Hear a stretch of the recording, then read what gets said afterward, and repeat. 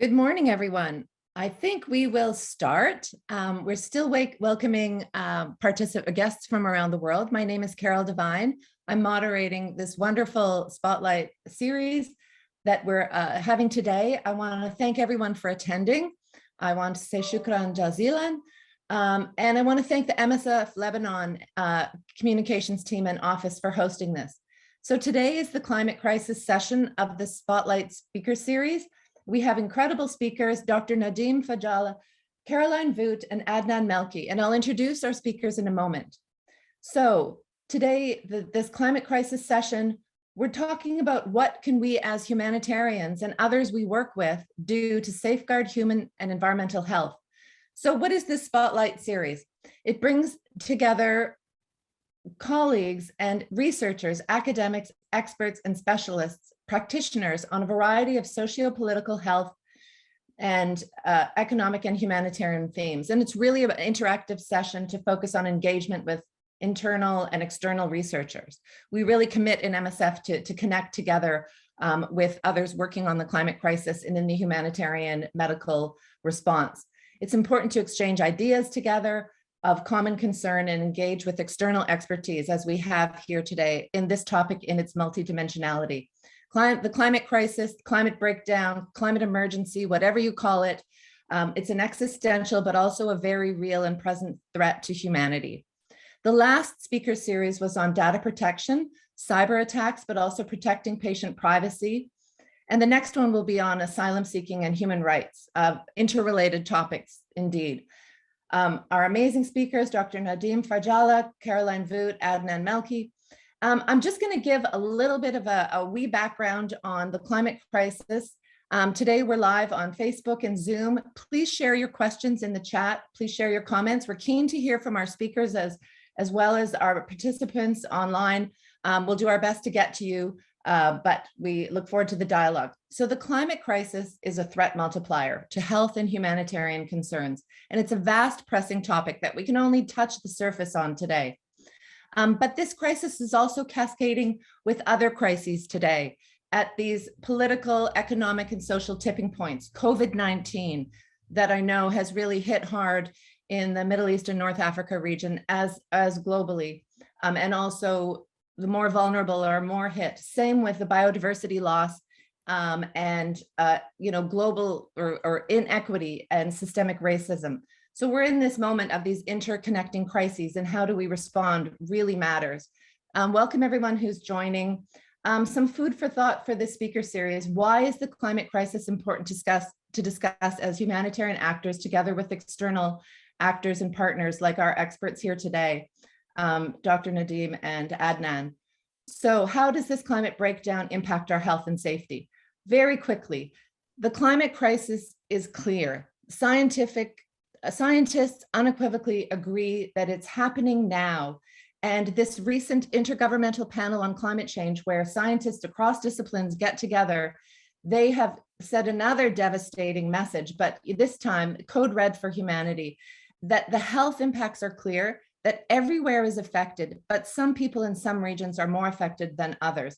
And the climate justice issue cannot be ignored. We know that we're in the age of adaptation, even with necessary and urgent mitigation, reducing our fossil fuel use, reducing our carbon emissions and better waste practices. We know that we have to adapt, and that not everything is adaptable too. So it's really an important moment of action. The terms global warming and climate change are sometimes used interchangeably, but global warming is only one aspect of climate change. So what's notable today is the long-term warming of the planet. You're going to be hearing about this from Dr. Nadim about Lebanon and the region's rising temperatures like elsewhere, but the health impacts of a heating planet. So the temperature rises really are notable in the early 20th century and most notable since the 1970s. But climate change encompasses global warming, but also the broader changes that are having these health and humanitarian impacts, and a threat multiplier to conflict, environmental degradation, nature, and its inhabitants. So rising sea levels, the warmer temperatures and impact on extreme, climate sensitive diseases, extremes of precipitation. Anyway, you'll be hearing about this from our speakers, but we know that it's humans that have really caused this. And we also have people trapped by and targeted by harmful policies. So it's important that we talk too about policies. So today is about challenges, but also about responses and solutions. There are many solutions you'll hear about, and we want to touch on the hidden and visible health risks, the role of humanitarians, how conflict nationally and regionally, even the handprint of climate on the Ukraine with reverberations on food security, and the impact of delivering and responsibly and responsively humanitarian assistance, especially in climate hotspots and impacted regions. We're also going to touch on the challenges that, or the injustice that those who contributed least to the problem are experiencing at most, and that made vulnerable and vulnerable people stand to become more vulnerable. So we're going to purposefully talk about decarbonization and decolonization intertwined. We have these international agreements. We see a retreat internationally of international multilateral agreements. The Paris Agreement is the only international agreement. It's fraught, but we need it. And it's preceded by other international commitments, such as Kyoto, committing industrialized countries and economies in transition to limit greenhouse gases that we know create health and humanitarian and well-being impacts. So MSF, briefly, we're an independent needs-based medical humanitarian organization. We also commit to speak out.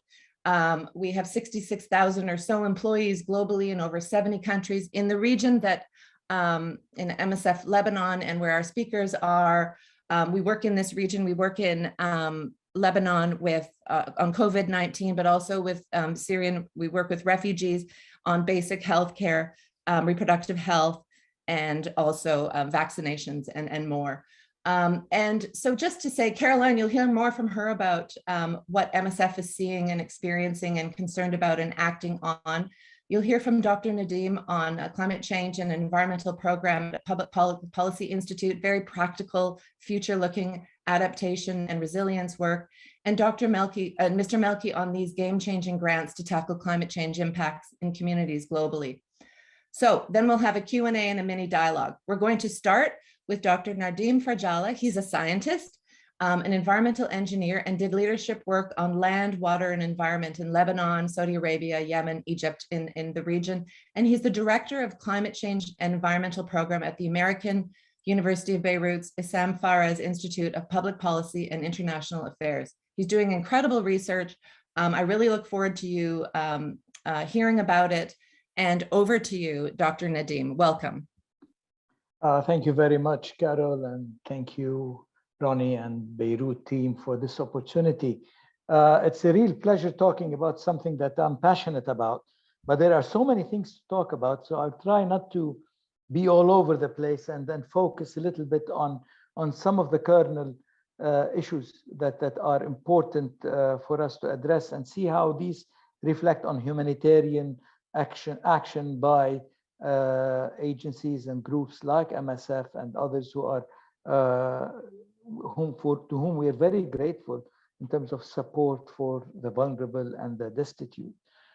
So I'm pretty sure everybody here knows that, you know, there's climate change and it's affecting us.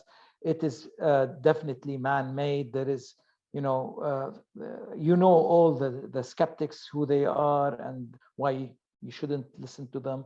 They've already exposed themselves. So it's the real deal. And it's not that we're not that we will be experiencing climate change in the future. It's here. It has been here. And in Lebanon and the region, in the West Asia and North Africa region, we have been experiencing this certainly in a gradual setting. We all know that climate change is reflected in an increase in temperature. In many places, there are going to be decreases in precipitation in general, and then there is going to be an increase in extreme events. So the extreme events that we would like to, I would like to draw attention to are, and which reflect on humans immediately, are droughts, floods, and heat waves. we need also to keep in mind that climate change manifests itself in impacts that are rapid or slow. So we call them slow onset and rapid onset. The extreme events typically are those that are rapid onset, and you suddenly have this huge cyclone or tornado. Now we in the Mediterranean, we call them medicanes, you know, like hurricanes, but they're the medicanes. We've already experienced 2, 3, and this is in my lifetime, at least my conscious lifetime. We haven't had those. At least they didn't have a name then, now they do. And the impact on those is really significant and substantial.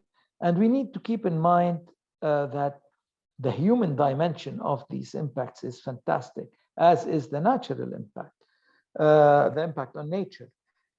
So if I would start, you know, I will try to dissect some of these impacts and move on to those. So if you look at the rural communities that we know, and the rural communities are mostly agrarian, people working the land, working within nature, whether in forestry, monoculture, that's agriculture, or animal production, whatever it is. These people have been suffering, not only in Lebanon, but in the region, from several issues. There has been a significant reduction in crop productivity. There's crop failure that's immense, right? Just last week, I was in southeastern Lebanon, and farmers were complaining that even though we had a very rich winter in terms of snow and water and rain, the extent we had a March that was dry and cold, and this stunted the growth of wheat. And wheat, keep in mind, is something that's critical for us. Farmers thought that they were doing a good thing, anticipating, you know, trying to preempt the wheat crisis due to the Russian Ukrainian war by planting wheat and being more or less self-sufficient and, you know, making a buck in the market. The wheat growth has been stunted tremendously, and they don't expect much out of that. It was even worse than last year and the year before, which were years that were not that water rich. Animal production also suffers a lot. Heat waves lead to reduction in milk production, in waste in animal muscle mass, and also in hen houses. The death rate is very high, and there's a great need to cull out animals. What is often forgotten is the increase in pests, and pests here come in at a very as a very serious threat. Last year there was a locust infestation that started out in East Africa, ran across the Arabian Peninsula, all the way up through Lebanon, through Syria, basically, to northern Lebanon and the western Syria, along the coast.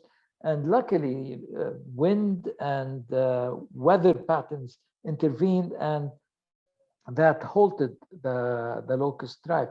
The cause of this locust swarm was basically due to climate change. And in addition to that, if we look now into urban areas where most of the economy is situated, and if we keep in mind the number of percentage of people who in the Arab world who live along the coast, 60% live in urban settlements, and this is bound to increase. That's 60% of around 400 million people. So the urban dwellers are suffering and will continue to suffer from access to food, reduced access to food, reduced access to water.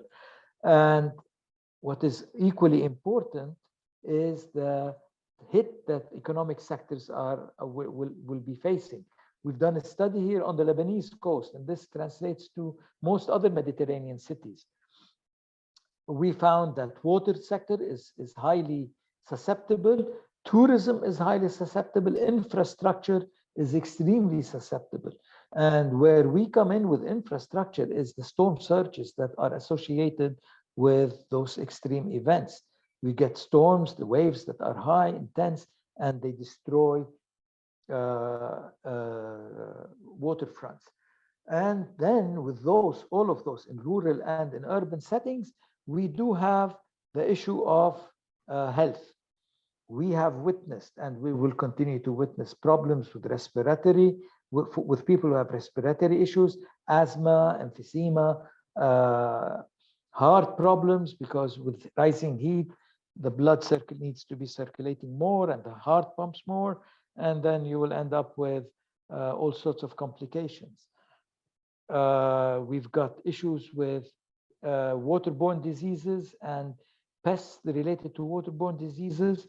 Waterborne diseases are expected to increase because with the limited water that we're getting, pollution of water sources is going to increase because very few countries in the WANA region treat their water sufficiently, and therefore discharge mostly sewage into their water bodies.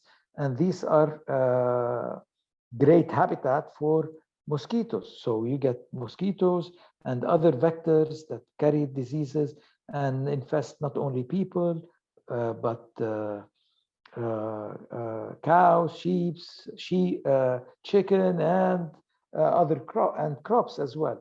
So a disease infestation is going to take a big step forward. Longer growing season because of the warmth is going to make this problematic. What we've witnessed across the Mediterranean last fall was increase in forest fires.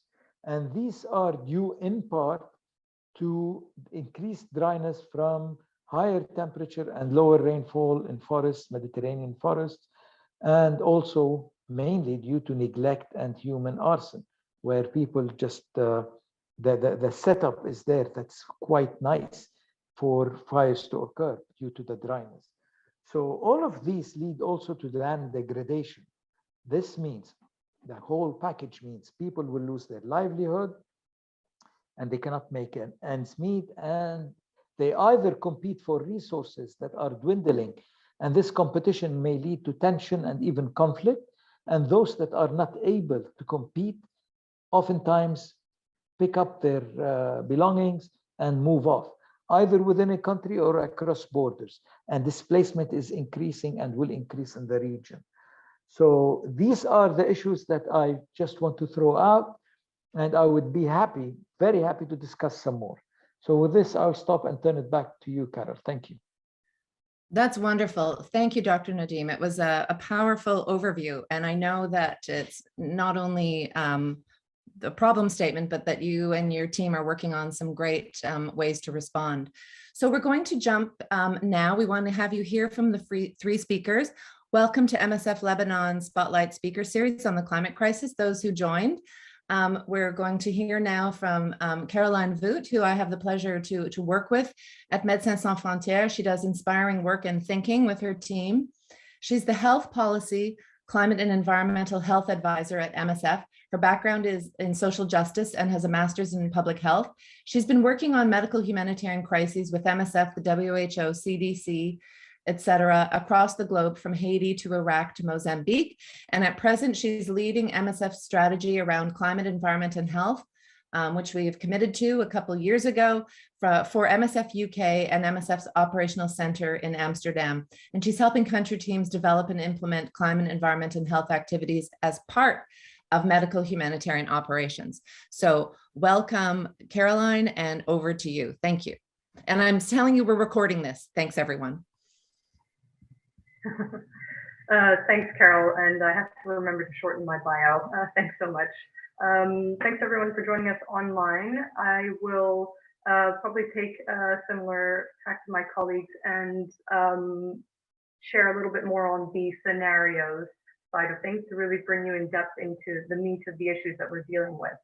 So not to repeat what Carol said, but the climate crisis is really one of the biggest threats or risk multipliers for vulnerable populations living in precarious situations, which for many medical humanitarian organizations such as MSF, these are exactly the people that we were founded to protect. And as you can see by these maps on the slide, we already can see just by looking at these that the most vulnerable regions to climate change and countries, they frequently overlap with the places where we're already working. However, for us, health and humanitarian organizations, we often intervene at the end of the equation. So the crisis is already before us, and it becomes really hard to imagine how integrating a clear climate, environment, and health perspective would really change our operations. You know, would we really respond differently? How do we detect a need to work differently? And what is it that we aren't seeing? The challenge for us is not to lose sight of responding to immediate needs, but also opening our eyes to recognize the direct, the indirect, and the diffuse drivers behind the crisis that we see in front of us. We need to better connect the dots to form trends over time, which we can then use to respond in a more tailored way. And we need to form functional links with others that have knowledge or understanding that complement ours, but in arenas that we're not familiar with. We also need to find a useful place within three overlapping areas of practice, program, and policy. In this case, it's humanitarian, global health, and climate systems. And we need to make sure that the place we occupy there is useful to people who are affected by all of these intersects. So without further ado, I'm just going to jump into a few of the scenarios we encounter so that I can take you on a little bit more of an immersive journey rather than reciting for you the details of what MSF is doing or not doing, and we can draw conclusions and discussions from there afterwards. So, Carol, just checking everyone does see my slides. I forgot to ask. Yes, looks good. Thank you. Great. I have de-identified these countries. You can draw your own conclusions, but it's just easier. This first country, so I'm going to call it country region number 1. It sits at the top or bottom, depending on how it's, you perceive it or how it's written, of all of the big kind of indices lists. It's among the most affected by fragility linked to conflict and violence. It's among the most vulnerable countries to the impacts of climate change, and it is listed among the least developed states. It's well into its 3rd or 4th consecutive year of exceptional seasonal flooding, which obviously isolates and displaces communities that live there from arable functional land. Flooding like this aggravates existing risks to health and well-being.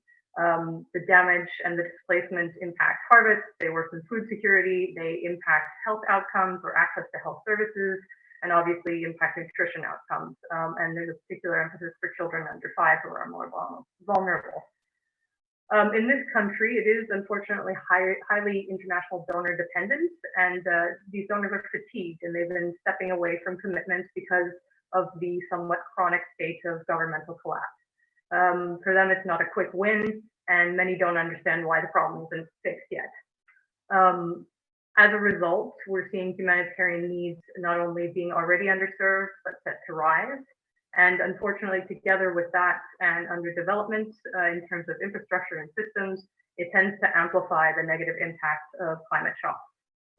So what's interesting is that this country has actually submitted a national adaptation plan to the UNFCCC in 2015, but its situation of ongoing conflict and all the other issues that I've mentioned that it needs to address makes it the possibility of real action on its mitigation or adaptation plans really difficult. I don't want to say impossible, but very difficult.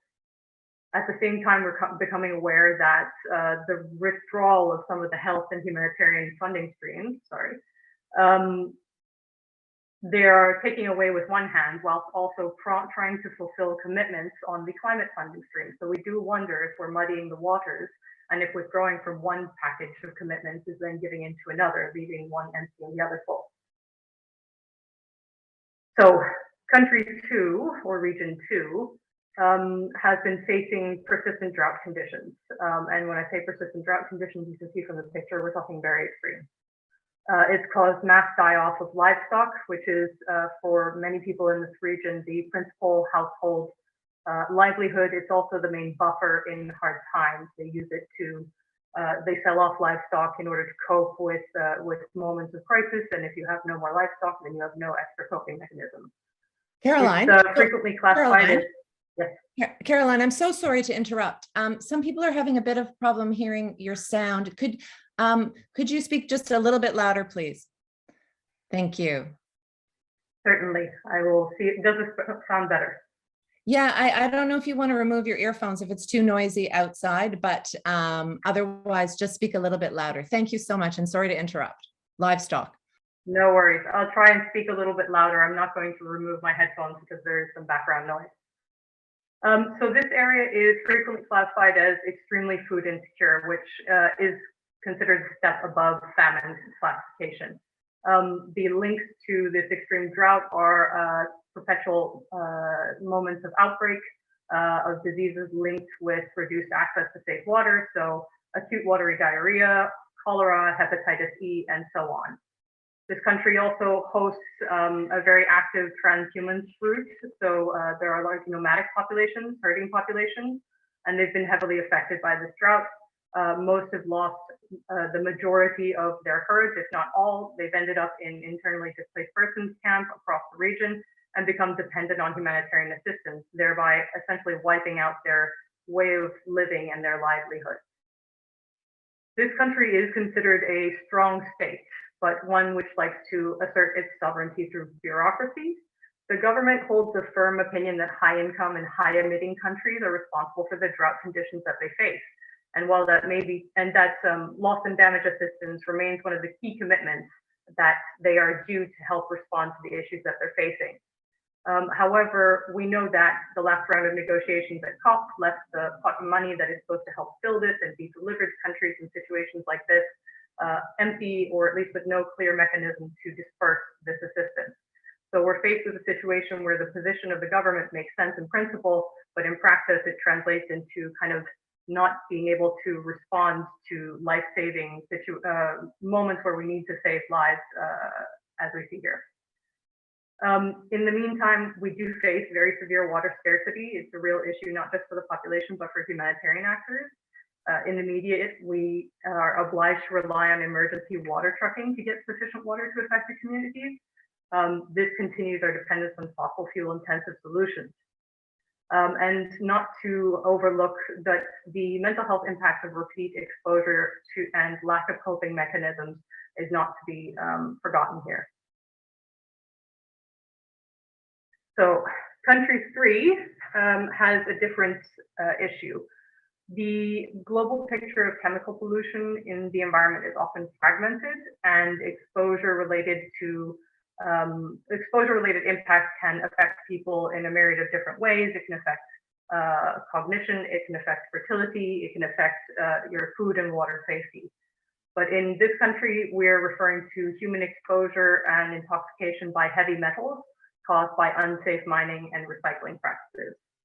So there are some issues that we face here, including the continuum between exposure and disease has quite a few different variables, and sometimes a really lengthy timeline. It means it's hard to detect and hard to determine the exposure pathway sometimes, and it's not a medical emergency. If it's not a medical emergency related to an acute exposure, if you've been exposed to a very large amount of whatever the contaminant is at a specific point in time, then it can be easy to miss, or if it isn't a cluster of disease that triggers a deeper investigation.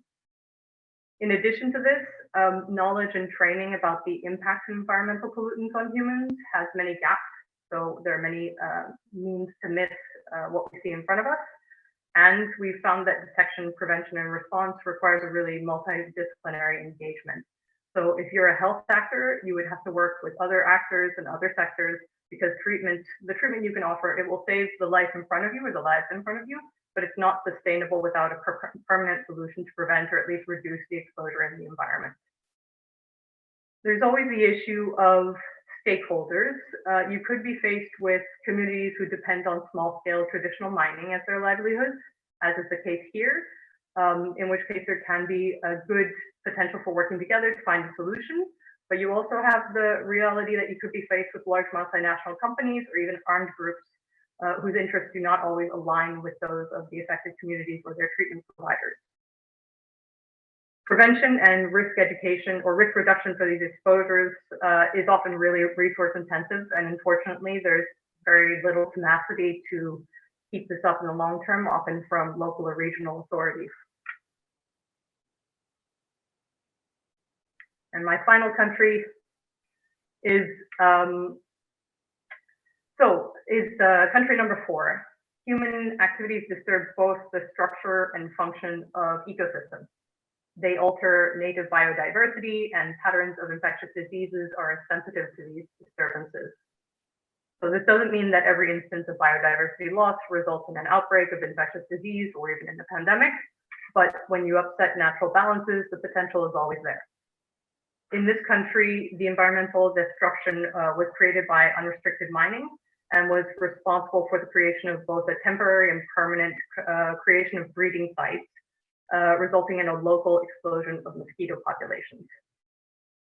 As a result, this country, at least officially, was not previously endemic from malaria, but somewhere along the line, somebody brought malaria into this environment, and as a result, both the mining communities and the indigenous populations who were living on this land became exposed to disease, and it turned into an outbreak.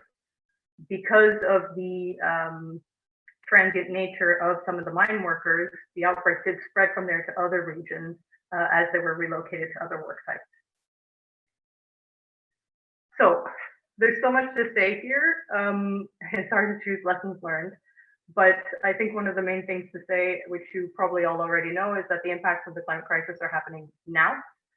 And while the pictures in, COP negotiations of people's grandchildren and their fears for the future are very touching, it highlights the inequality of how the crisis is playing out. Most affected people are those least responsible for the emissions, as Carol said earlier, and they're most vulnerable because of where they live and limited coping mechanisms, either because of infrastructure or individually. So those referring to their grandchildren's generation, they live in less affected, but usually high emitting countries with better means to survive and thrive. And I won't neglect that I live in one of those. The lack of global accountability to commitments is costing lives yesterday, and the failure to properly fund and support health, humanitarian, and climate systems of assistance exposes millions of people living at the intersection of all of these between humanitarian and climate vulnerability. So we see that people are not just living through more erratic rainy seasons or a cyclone or two. They're living through repeat and worsening crisis events, each of which also produces its own secondary, tertiary crisis event.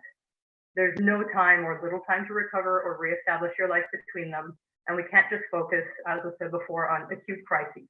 We have to pay attention to the incremental worsening of conditions for populations that are affected by gradual onset crises, and we don't do that very well. We have to plan for the future. We work in places that increasingly have no access due to severe weather events, less and less water, less and less food, and we need to figure out how we work in these extreme realities. At the same time, we look to divest from fossil fuels. At the same time, we've learned that there's lots that we don't see, so we need to see the unseen and work with new partners to facilitate that. Be they meteorologists, toxicologists, indigenous populations, environmental engineers, etc. And we really need a better understanding of the human health impacts of environmental and ecological imbalance, and bring more evidence to the table that demonstrates it. Over. Caroline, thank you so much. It was really valuable, and I'm trying to guess the countries, but to hear from you about some of the very visible, the water security, the livestock loss, and then the less visible human health impacts of the climate breakdown. So we'll come back with some questions. I want to welcome everyone who joined late. We're at the MSF Lebanon Spotlight Speaker Series. We've heard from Dr. Najim Farjala. We've heard from Caroline Voot. And now we're going to hear from Dr. Adnan Melky, and we want to talk about what are the humanitarian and health impacts, how can we work together, what about climate justice issues, and what are solutions, not only deep concerns. So we're really happy to welcome Dr. Adnan Melky. He's the National Coordinator for Small Grants Program, Global Environmental Facility of the United Nations Development Program, UNDP. He has a master's degree in environmental science, so another scientist, and he's an agricultural expert. He's also a part-time instructor at Université La Sagesse, what a great name, And I've read about some of the grants in Lebanon and elsewhere that you lead on, and they're really, really inspiring, also the geodata mapping. So I would love to hand over to Mr. Melky. Welcome, and take the floor, please.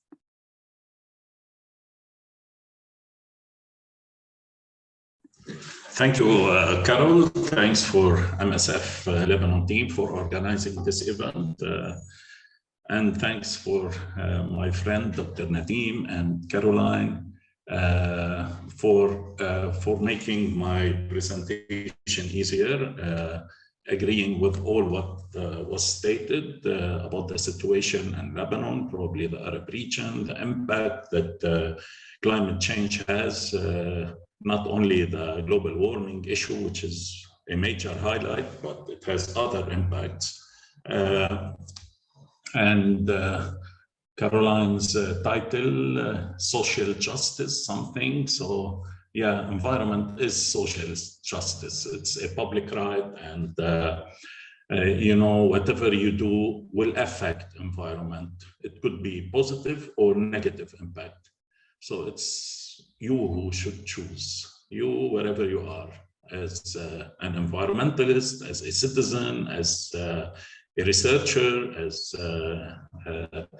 international agency, as governmental personnel or whatever. Everyone has a role and everyone has an impact. Whatever we are doing now that we are doing this seminar, we are using fossil fuel for the electricity, and we are contributing to carbon emissions. Yet, we will try to make the balance for the benefit of the environment and for the reduction of carbon emissions. Let me just illustrate how we could, what's causing climate change and what to do with it.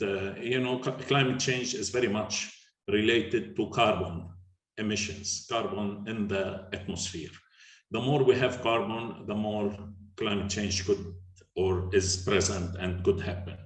There are sources for this carbon, and there are things that we call them carbon sinks or whatever, that absorbs this carbon naturally. They are there for millions of years. Mainly the green cover is a place where it take carbon from the air through a process called photosynthesis, and it releases oxygen, and it keeps the carbon in the mass of the trees, the fruit, whatever. And this is mainly the main source of capturing carbon. For many years, there was a good balance, thousands of years, millions of years.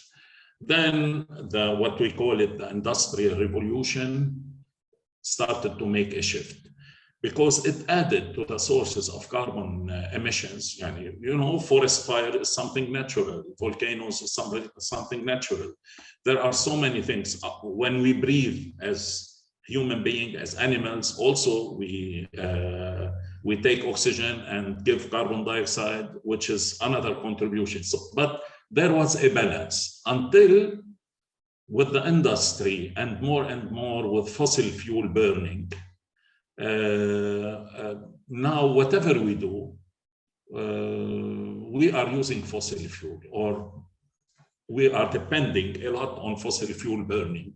The more we burn to commute, for the industry, for heating, for cooling, for building, whatever we do, we are contributing to carbon emissions.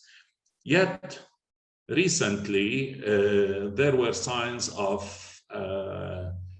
damage caused by this process. And there were many conventions done between nations, especially those who were very much affected. They were loudspeakers. And then it more and more developed into pinpointing on who is more contributing to this carbon emission.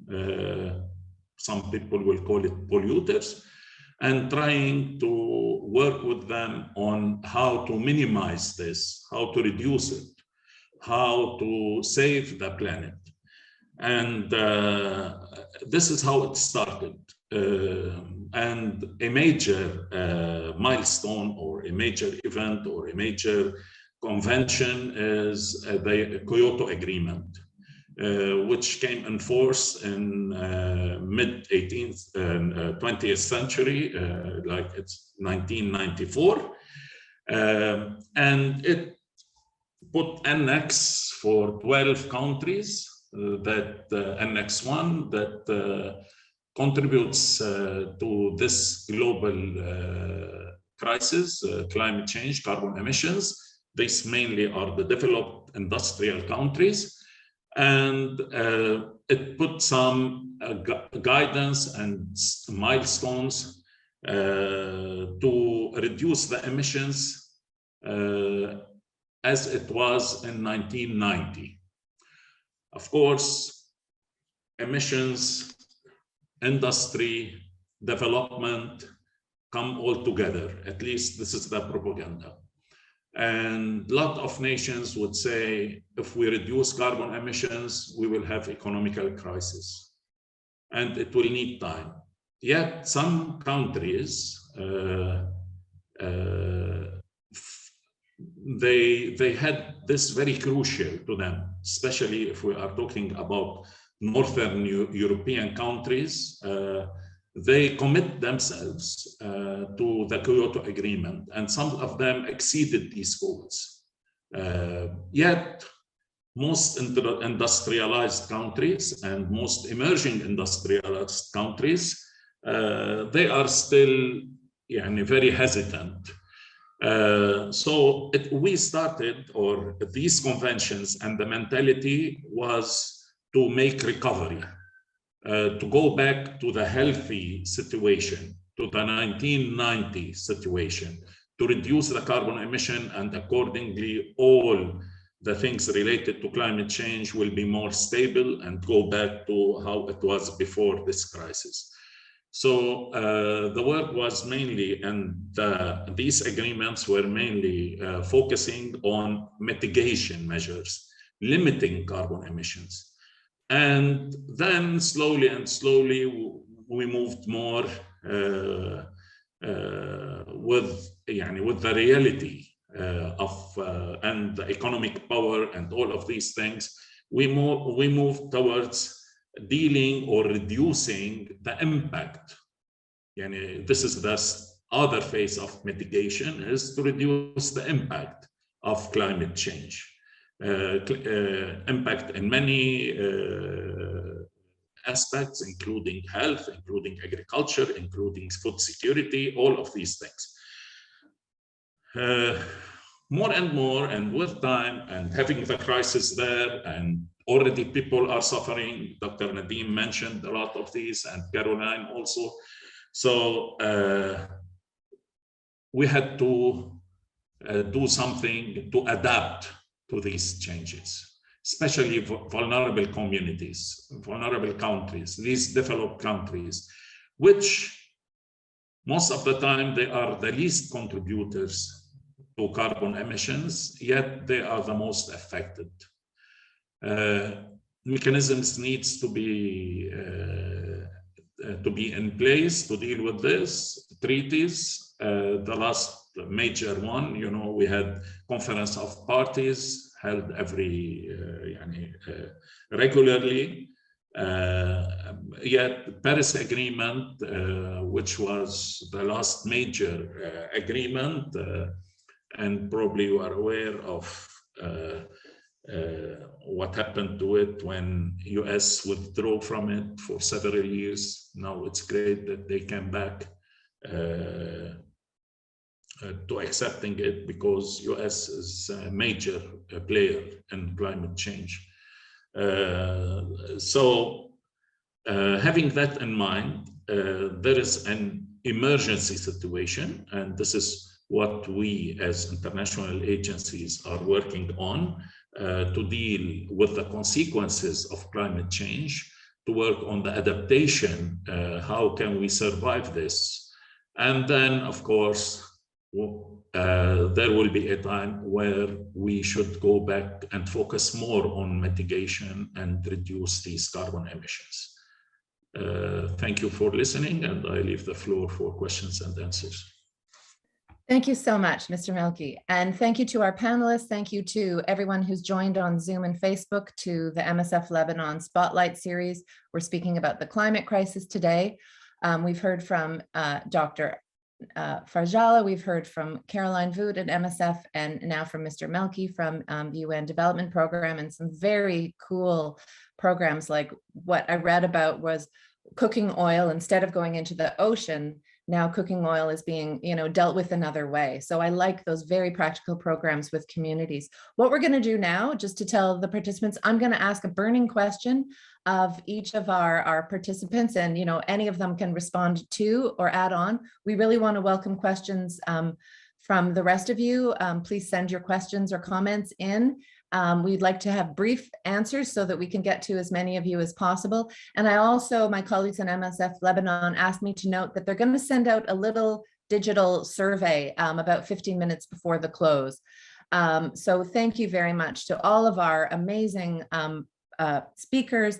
And I'm going to start with you, actually, Adnan. So it was really helpful about, we're in this age of adaptation, and yes, mitigation is important.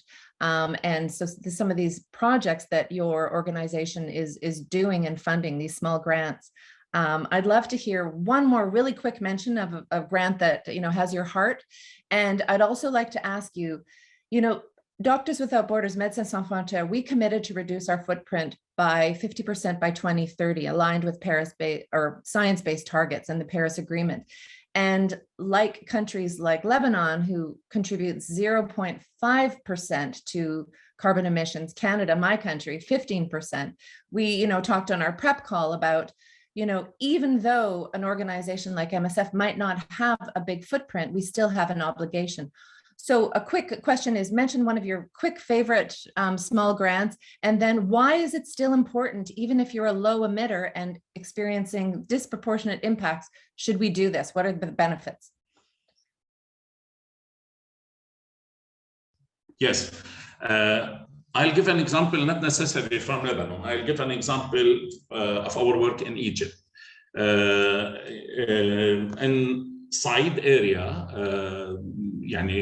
people use firewood to cook, to do everything inside their house. Their house is simply a one room, and the oven is a closed system whereby you put sometimes the waste of kettles or sometimes wood to burn, which leads to inefficient burning. So what SGP did in this area, they provided a pipe or what they call exhaust. They modified this oven and they put an exhaust to it. And accordingly, the combustion became much better, so more energy efficient, less carbon emissions.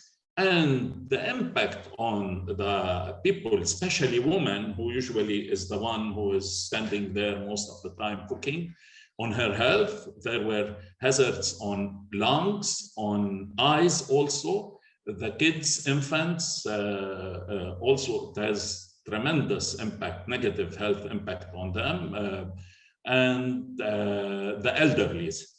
And the most important thing, that it costs $6 per household, per family. So you can imagine sometimes contributing to this global issue, regardless if we are contributing with 0.5% of the emission or 20% of the emissions.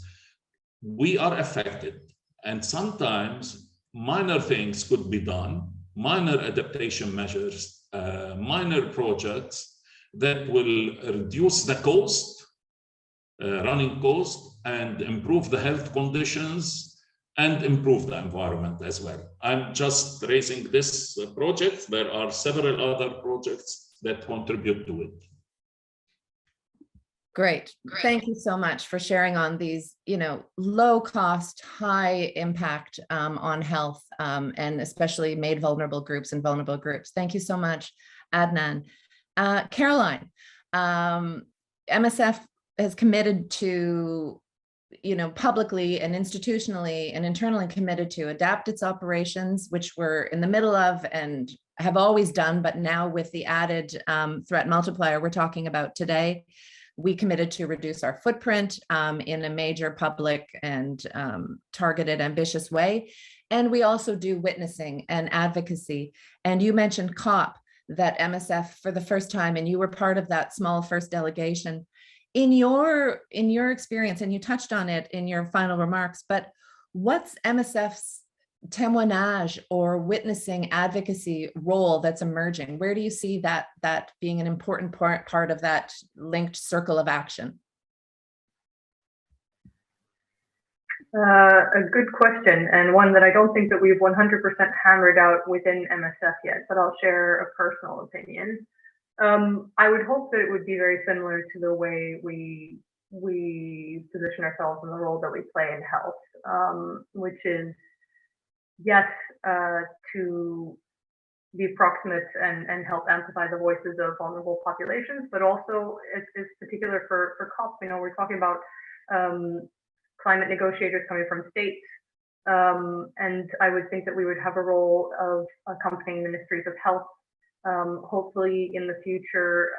And when I say accompanying, I don't mean being in the delegation with them. I mean being able to bring our experiences and our evidence to them to make best use of in these fora, to help contribute to initial kind of thoughts and reflection processes about the key messages that are brought forward there, and then to support them through our own advocacy points. Because at the end of the day, it's states negotiating around the table, and there are many, many people in the hallways of the conference of the parties. But I think we would want specifically, countries like country 1 or even 2, 3, 4, whatever, to lend a hand to raise the profile of the issues that we're facing, and to, at least from the medical side or the humanitarian side, contribute the legitimacy we have in that space to the arguments that they are trying to make, so that they can move forward in a lot of the big pushes that are on the table at the moment. Yeah, great. Thank you. And we might see MSF at COP27, but the important part is also connecting with others, all kinds of actors, right? Dr. Nadeem, so a very practical question to you. You recently, you and your team worked on this report for WFP on resilience and this new tool, Claire, and maybe you would say a bit around that. But for humanitarians like MSF who are working in Lebanon and 70 other countries, from your experience over years, how could we take your report and be more and take it practically, this mapping, this forecasting? Where do you see humanitarians doing well and what we should be doing, but where do you see opportunity and kind of need?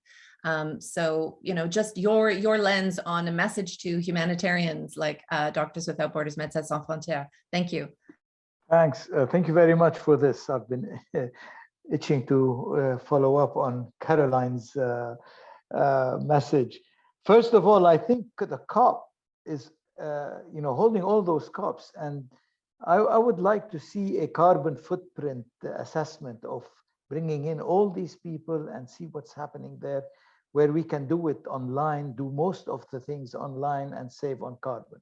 That's one thing. Another issue is MSF are a unique breed and one of very, very few aid and humanitarian agencies that do not play politics with their aid. And this has been a major, in my opinion, and to me, a major drawback into how aid is dispensed, and utilized. Many times, donor countries, we're always thankful for their help. They play politics with their donations, and they oftentimes also they play trade with the donations. So the initial thrust for mitigation was just based on pushing on technologies that are not available to the call them the natives, but to the beneficiaries, and they cannot maintain or run this equipment without support from donor countries. So you are sending in a hook to this donation, and you're crippling the ability of countries to move forward. We do not want to help people, to give people fish. We want to help them fish. And this is, I think, the basis of what is being done and what you do. I have not witnessed an occasion where MSF played politics. You've been on the receiving end from everybody. So that shows that MSF is really on the neutral side. Other agencies do not work as well. That's my my 2 cents worth of gripe here. But then moving on to your question, what can we do? I think the basis of any action has to be science. And what we have been trying to do is not play politics with the science that we have. We just look at the facts as they are on the ground, and as we've done with the World Food Program study. Just for those that don't know, what we looked at and what we are doing in another study, and I'll refer to that, is we looked at different socio-economic criteria or characteristics of regions in Lebanon based on the clear study, on the clear methodology developed by WFP. We adapted it to the Lebanon situation and assessed the impact of climate change right now on agricultural production, agricultural areas in Lebanon and their livelihoods, and the impact currently on their livelihoods. And then we projected that with what happens as climate changes. How would different agricultural areas in Lebanon suffer from this change? And how would that impact the livelihood of people? And this identified hotspots for us in Lebanon, so that this would allow any decision maker, any authority to intervene beforehand and allocate support, assistance, whatever you want to call it, so that these people can manage to stay afloat and manage to live in dignity. Human life has to be a dignified existence. It should not be an existence pure and simple. Many people exist, but they lead a life of terrible quality. We need to have a minimum acceptable, dignified quality of life. And this is what we are hoping to do with the WFP study, is how to maintain the good livelihood for people in agrarian areas. Also, I just would like to mention briefly, if I may, we are doing a study with UNICEF. We're just concluding it now for Lebanon, but it follows the same thinking. We identified areas in Lebanon that are prone to sectarian, political, whatever you want to call it, tensions.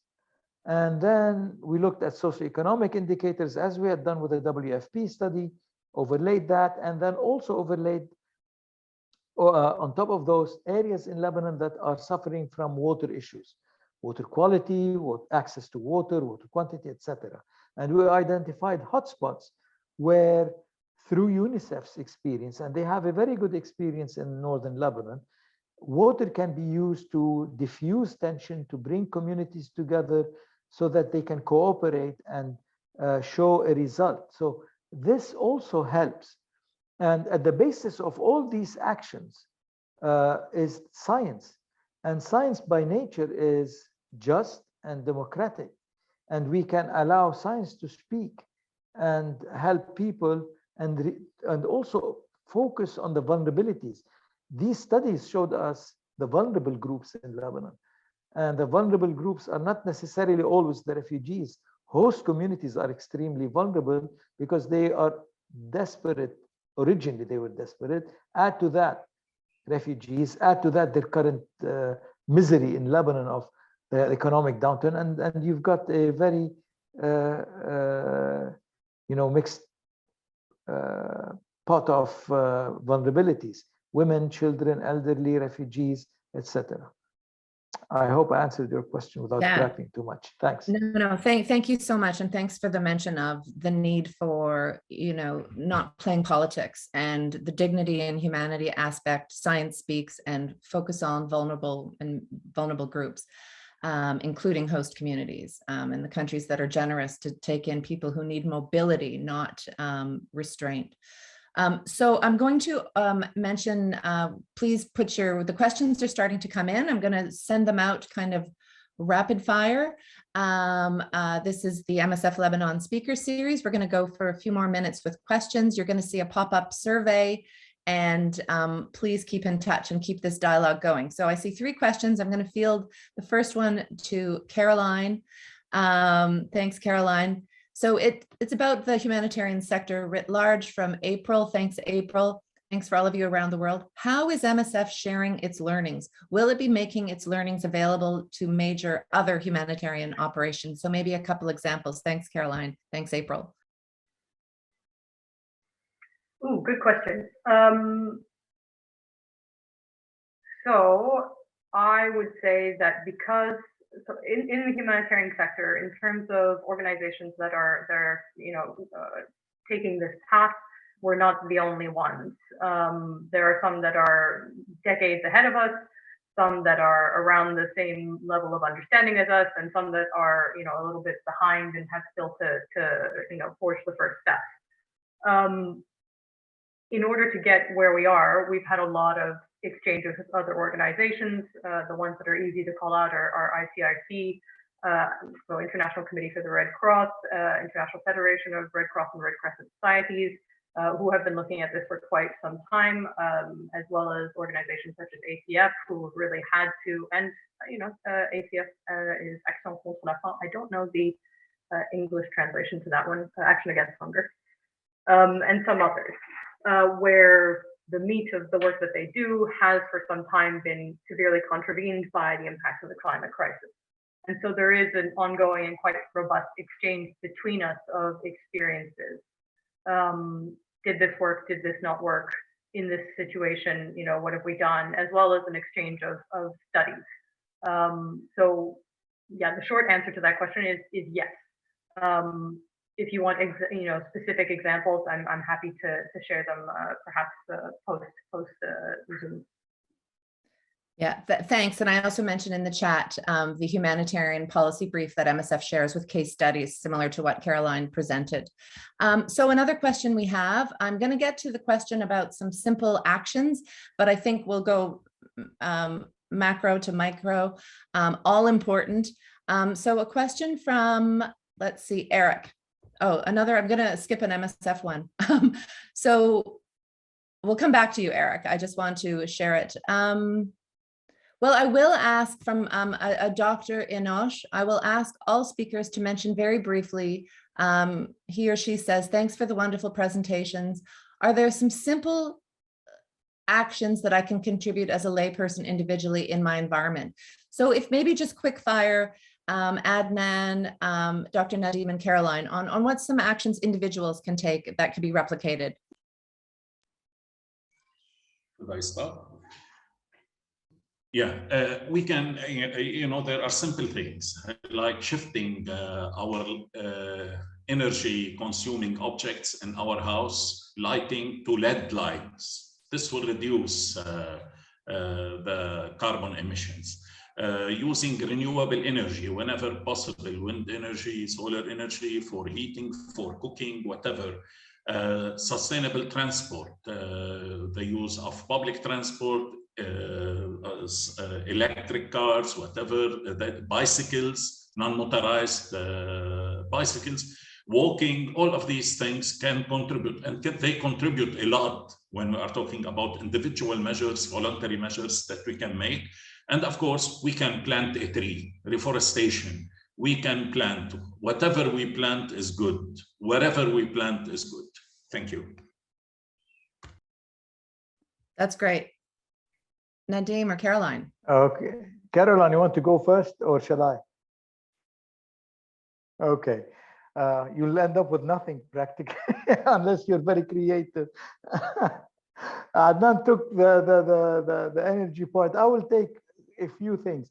In household terms, we can reuse less plastic, recycle as much as possible, compose our organics, and you can do that at any scale, at an apartment scale, at a house scale. You can do it at a community scale. You can do that. Use less water, change your diet to eat less meat and eat more vegetables, use less water in your agricultural production, and walk as much as you can. Over to you, Carol. Well, actually, you have both covered all of the important individual ones, and I was anyway going to go for the systemic ones because, after all, I work for MSF and we like to speak out about things. So I would advise that as you look to implement the different pieces of advice you've just heard, you'll see that the infrastructure around you, the stores around you, the way that you access water, all of these things is not as easy to change to the way that you would like to switch in order to reduce your own footprint as you would want it to be. You want to buy less of a certain type of plastic wrapped fruit or whatever it is, but you can't find an alternative. And there is a balance between what you as an individual can do and what the system needs to do. So I would say I would find those breaks in the system, the gaps in the system, and use your voice to highlight them to your local community, to your local authorities, or get involved with any local climate change organization so that you can contribute to a larger voice, not just you on your own. Those are great, and we have all of them recorded. Thank you all, dear speakers. There's a question from Emi Takahashi. Thank you. How are supply chains and procurement being considered in the larger conversations of reducing environmental impact and humanitarian responses? And I will use my moderator privilege to make a very quick comment, just that MSF has this Climate Smart project where we did an initial measure of our big impacts.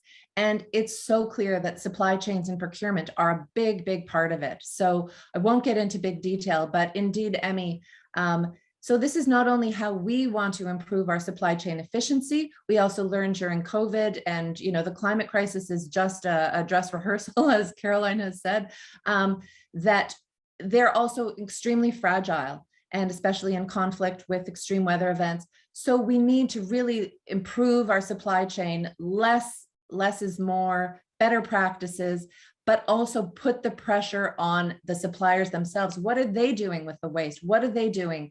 Are they monitoring their own footprint? So I welcome Adnan, Nadim, or Caroline to add anything else just about the importance of supply chain and procurement for reducing footprint and the implications for responding and having that medicine that all should have access to. I can talk about food waste here in our part of the world. We waste between 50 and 80% of what's supplied, starting from the field. And this loss is extreme. It's very high. You can only imagine the amount of water, energy that goes into planting and producing crops and even importing them, only to have these, half of them wasted before even getting to the table.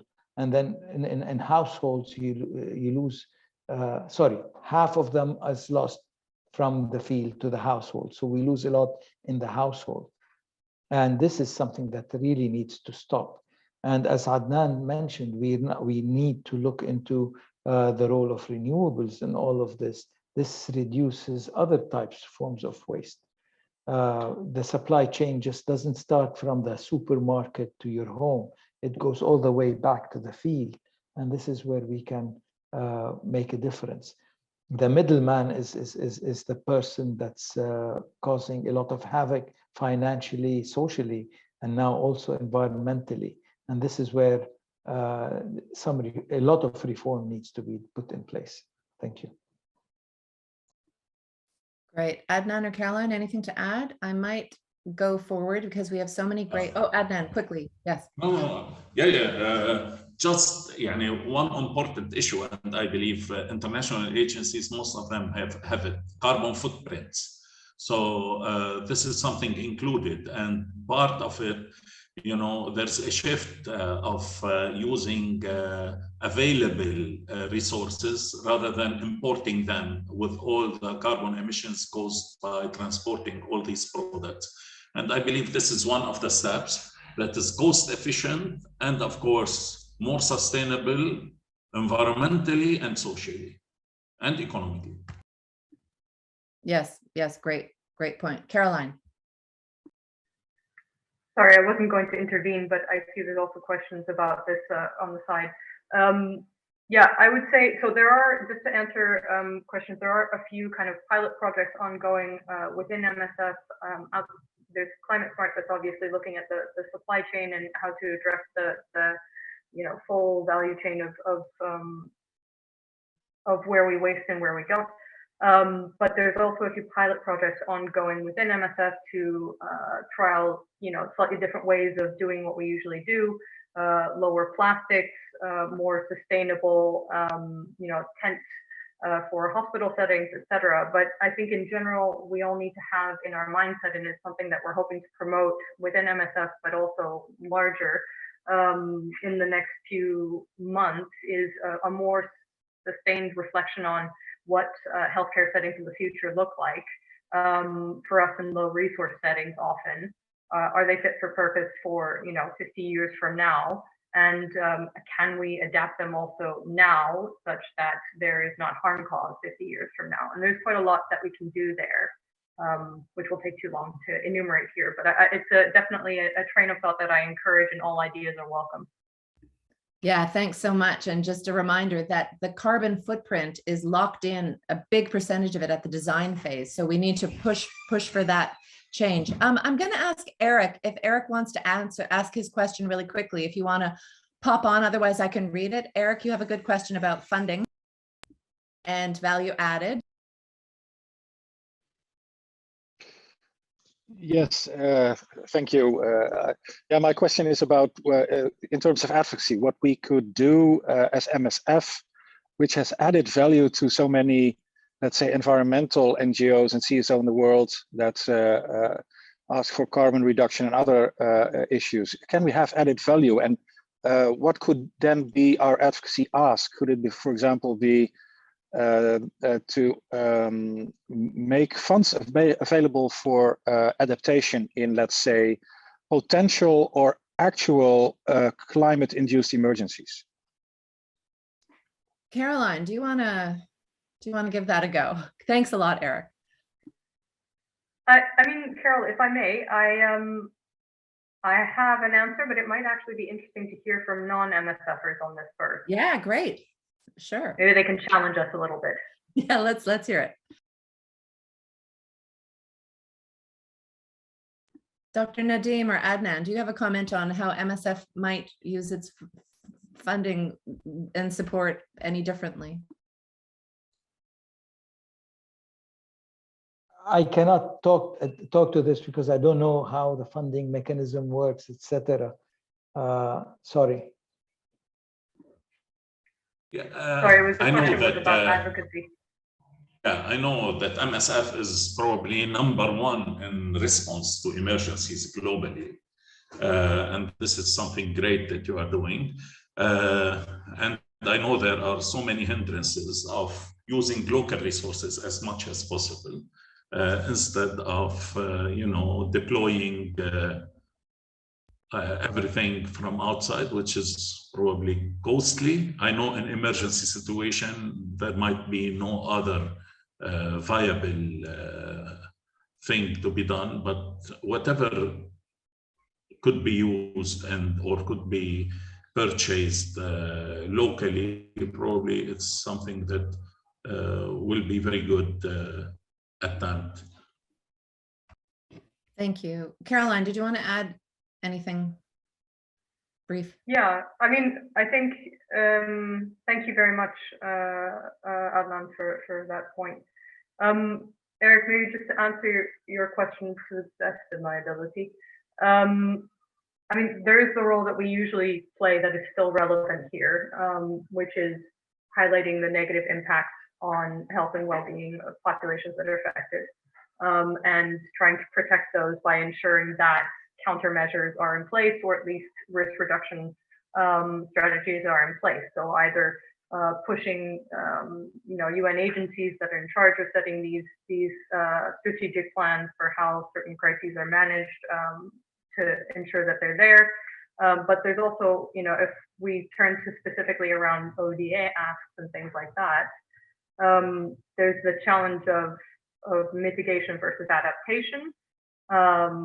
And I think at this point, a lot of the asks are very vague, and we need to move into a space where we can point precisely and say, well, this funding stream that you committed to give, whether they have initiated it or not, in terms of adaptation, this issue, and this issue are the most important.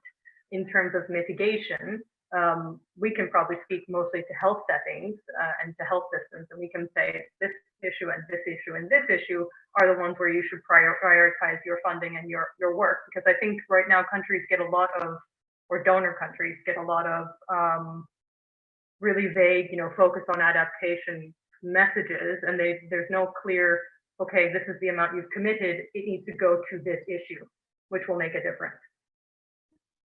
Yeah, thanks, Caroline, and thanks, Eric and Adnan. And I know that we are being asked more, will we do, the kind of classic adaptation, mitigation, resilience? Will MSF do more resilience work?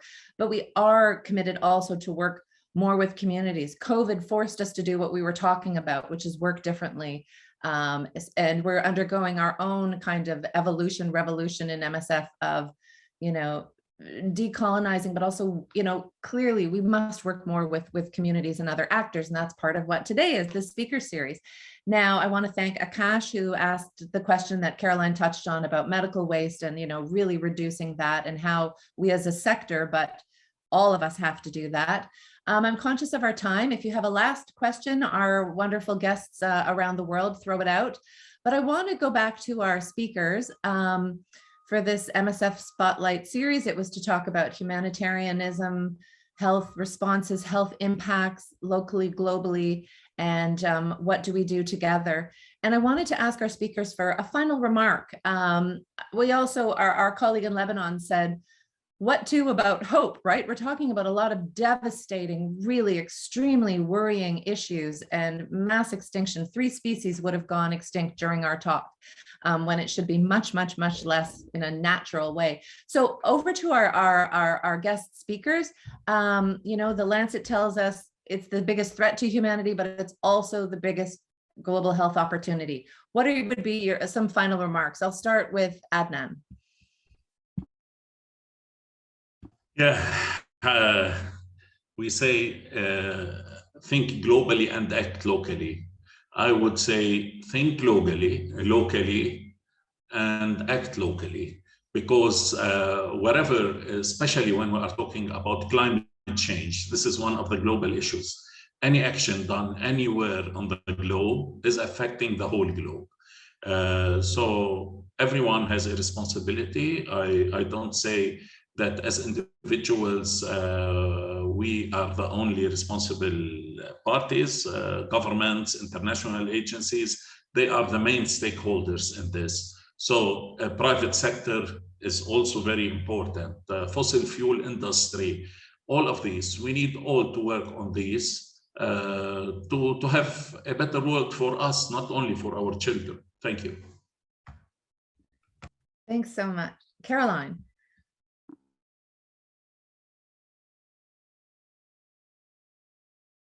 Your mic. Sorry, I'm trying to find my mute button. Yeah, I think the first reaction whenever someone says that is, ooh, yes, I have to remember to speak about hopeful elements here. But actually there are some. And I would say, at least from the perspective of the organization that I work in, as we continue to evolve in this intersection between, humanitarian systems, global health systems, and climate, there are big gaps in the understanding. So even though there's lots that we don't know and there's lots that we're discovering, there's big gaps in knowledge, there's big gaps in practice, there's big gaps in programming, and there's big gaps in policy. And that doesn't mean that we don't have a place in filling those through our own experiences. So there's huge opportunity to contribute even as we learn. And that may make all the difference going forward. Yeah, terrific, Adnan and Caroline. Dr. Nadim. I want to second what both Caroline and Adnan had said. And I would say, look, there is a lot of hope. Every time we face a crisis, we tend to manage to find ways and means around it to survive it. COVID showed us this, even though it showed us the bad side of humanity as well. But we did. In Lebanon, we were facing a huge energy crisis, yet still, I would not only say Lebanon and Yemen as well, they had a huge energy crisis because of the ongoing war there. They still managed to introduce renewable energy, solar cell power to offset the deficit that they have. So we do have the knowledge, the know-how, limited as it is,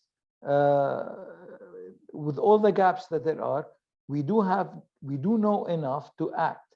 And I want to emphasize that we can act and we should act locally in the sense of at the personal level, of course, at the municipal level, we've seen through our work here at AUB IFI that there is a lot that can be done by municipalities, and these can act as peer pressure or pressure points and lobby points within a country and within a region to improve climate action.